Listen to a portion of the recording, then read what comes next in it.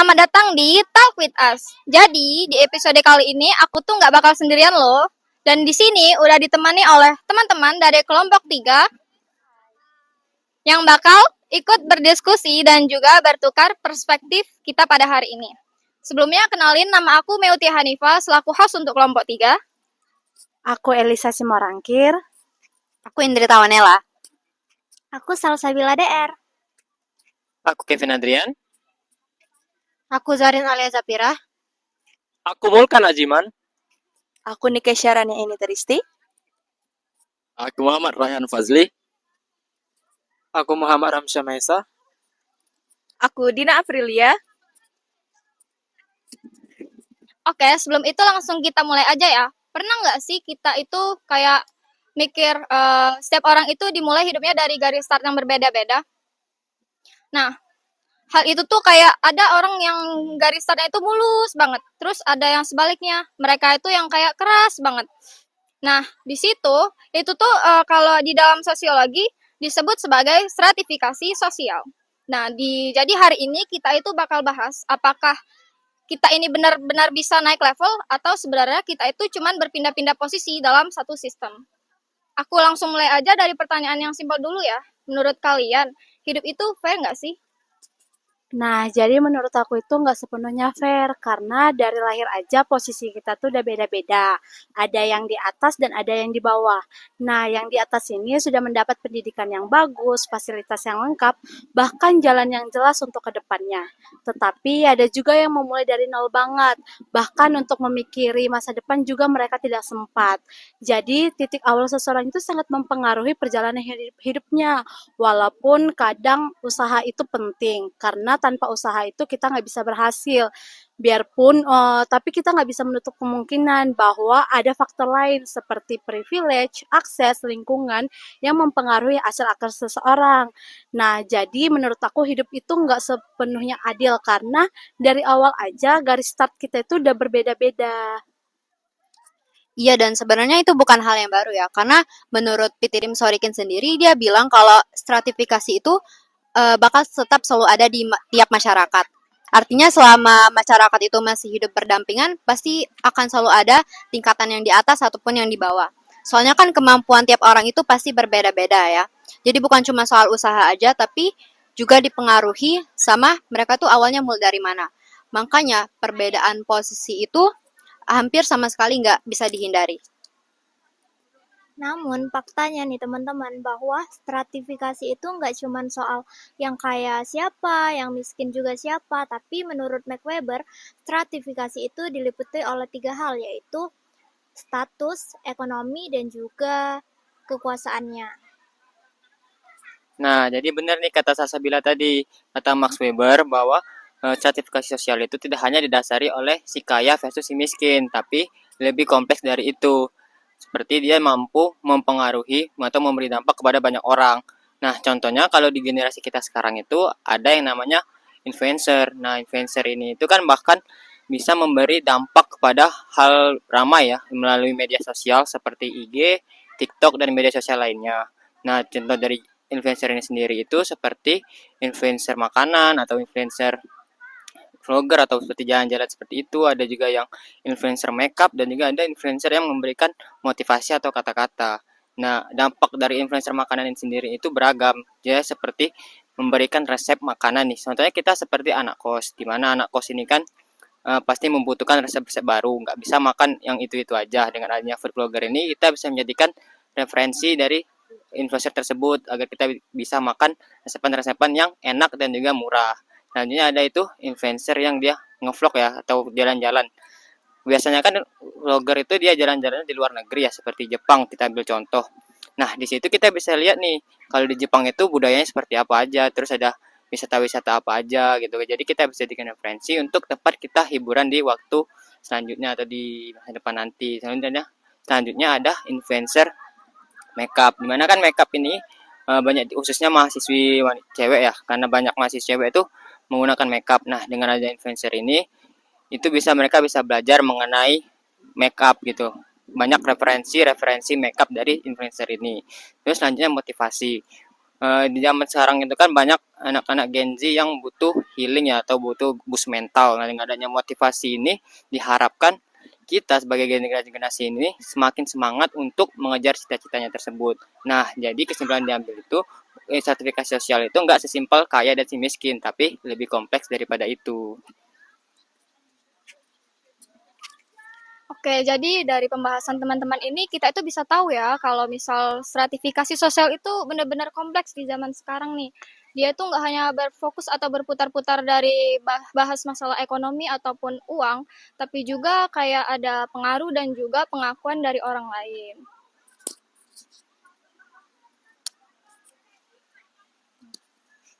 Kalau kita lihat dari perspektifnya Karl Marx, stratifikasi itu sebenarnya merupakan bentuk ketimpangan loh.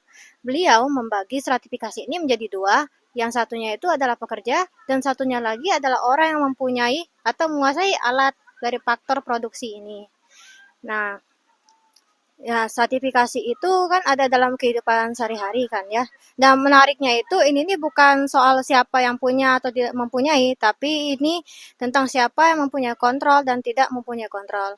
Nah, salah satu kasus yang sering kita lihat dalam kehidupan sehari-hari ini adalah pekerja yang tidak mempunyai kendali terhadap hasil pekerjaan mereka sendiri. Dan kalau ini ditarik ke kehidupan kita sehari-hari ini hal ini masih sangatlah relevan. Dan menurut Karl Marx, hubungan antara pekerja dan pemilik modal itu seringkali tidak seimbang karena pemilik modal memiliki kontrol terhadap usahanya, sedangkan yang pekerja itu hanya menjual tenaga dan waktu mereka. Nah, untuk itu juga pekerja itu biasanya diberi upah yang tidak sesuai, seperti contohnya pedagang ST Jumbo. Nah, mereka itu hanya diberi upah 50.000 untuk satu hari, sedangkan keuntungan yang diraih dari outlet tersebut bisa sampai ratusan hingga jutaan.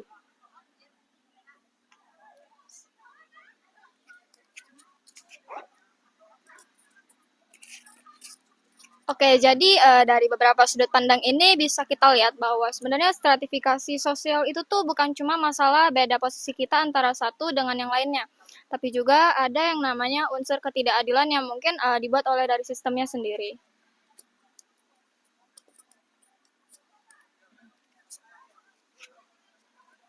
Tapi kalau dari teori Davis dan juga More, malah justru berbeda. Mereka bilang bahwa stratifikasi sosial itu merupakan suatu hal yang penting bagi masyarakat. Mereka melihat bahwa perbedaan posisi merupakan hal yang tidak bisa diubah. Karena setiap peran itu memiliki tingkat tanggung jawab yang berbeda-beda. Tujuannya bukan sekedar hanya membeda-bedakan, tetapi juga untuk mendorong orang agar bisa mencapai posisi tersebut. Nah, benar nih yang dikatakan Nikesha tadi. Kita ambil sampel pekerjaan dokter dibandingkan dengan pekerjaan lain. Pekerjaan dokter itu ialah pekerjaan yang memiliki tanggung jawab yang penuh dan risiko yang tinggi.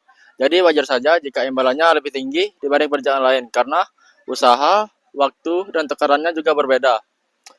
Selain itu, keputusan mereka juga berdampak langsung kepada orang lain, bahkan menyangkut nyawa. Jadi tidak bisa disamaratakan dengan pekerjaan lain. Nah, makanya menurut teori ini, imbalan itu menjadi sangat penting karena bisa menjadi motivasi orang-orang untuk ingin memiliki posisi yang penuh tanggung jawab. Bisa kita simpulkan berarti stratifikasi ini dia memiliki dua sisi. Di satu sisi dia bisa menjadi sebuah motivasi agar suatu kelompok yang berada di bawah berkeinginan berada di atas seperti yang diperjelas oleh Nikesha dan Kak Fazli. Habis itu, di sisi lain, stratifikasi ini kita nggak bisa juga disebutkan adil. Karena kenapa? Seperti yang dikatakan oleh Kak Elisa, bahwa setiap orang itu berawal dari awal yang berbeda. Ada yang pertama kebutuhannya sudah tercukupi, ada yang tidak. Jadi menurut saya, stratifikasi ini bukan tergantung ada atau tidaknya suatu perbedaan, tetapi bagaimana suatu sistem itu dijalankan di dalam masyarakat. Oh, jadi ini bakal menarik banget ya. Ada satu teori yang bilang kalau stratifikasi itu menyebabkan adanya ketimpangan, tapi di satu sisi lain itu tuh terjadi karena diperlukan dari kebutuhan proses terciptanya sistem tersebut.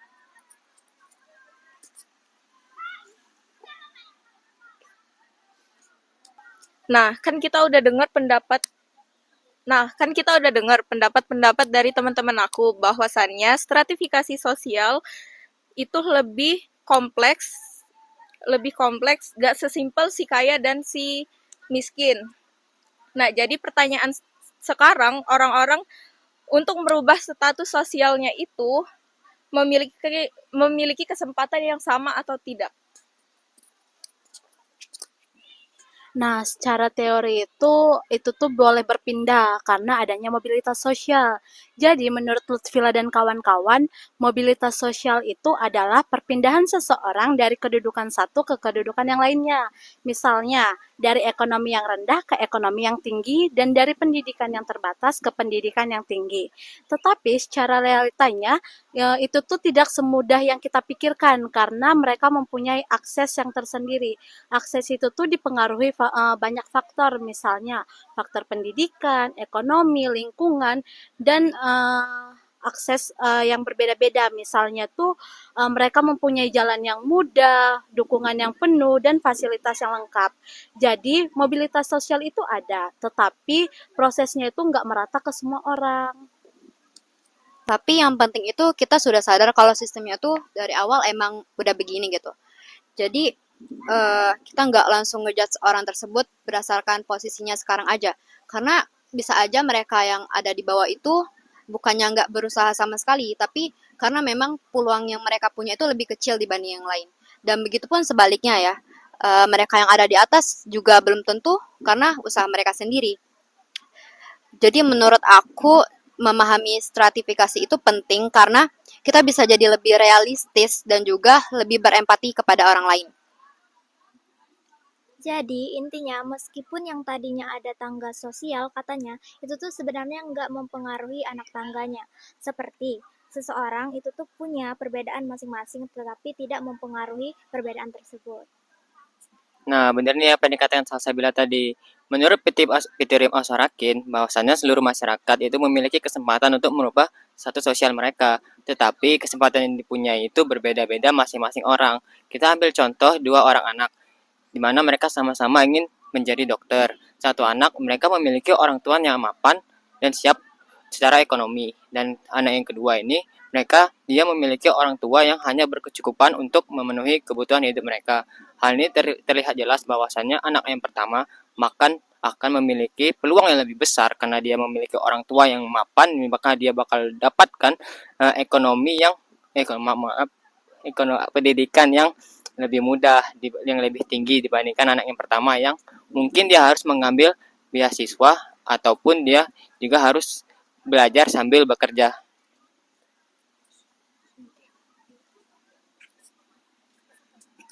Oke, berarti kita memang sebagai manusia itu bisa naik ya dari posisi satu ke posisi yang lain. Cuman untuk jalan yang akan dihadapi oleh setiap individu itu bakal beda-beda. Entah itu lebih mudah atau lebih sulit, ya tergantung dari jalan yang emang dari sistemnya.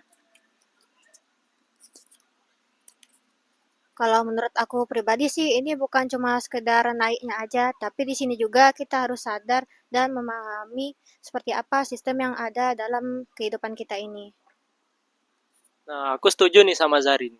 Karena kalau kita paham sama sistemnya, kita tuh jadi bisa tahu gimana sih sistem yang benar itu, gimana cara untuk biar ketimpangan ini tuh tidak terlalu jauh bedanya. Dan mungkin kita juga bisa lebih empati terhadap orang lain. Karena kita kan tahu kalau tiap orang itu memiliki titik start yang berbeda-beda. Dan dari situ kita bisa lebih menghargai proses orang lain, tidak membeda-bedakan, dan lebih bijak dalam melihat kegagalan ataupun keberhasilan orang lain.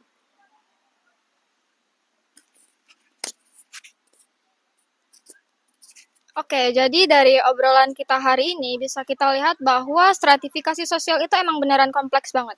Bukan cuma soal siapa sih yang ada di posisi atas atau siapa sih yang ada di posisi bawah, tapi itu juga ada sebuah sistem yang membentuk posisi itu. Nah, jadi tadi kan ada pertanyaan, apakah kita benar-benar bakal naik level atau cuma berpindah dalam sistem yang sama? Jawabannya adalah mungkin beda untuk setiap orangnya.